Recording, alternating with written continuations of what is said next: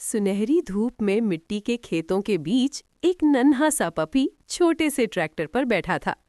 उसकी आंखों में ख्वाब तो बड़े थे, मगर दिल में खामोश उदासी भी थी। लोग उसे देखकर मुस्कुरा देते, मगर कोई उसके करीब ना आता। वो रोज अपने नन्हे पंजों से स्टीयरिंग थामकर ऐसे चलाता जैसे अपनी किस्मत बदलना चाहता हो। उसे यकीन था कि एक दिन यही मिट्टी उसकी पहचान बनेगी। अचानक एक बूढ़ा किसान आया, उसके सर पर हाथ फेरा और कहा, बेटा, मेहनत कभी जाया नहीं जाती। उस दिन पहली बार पपी की आंखों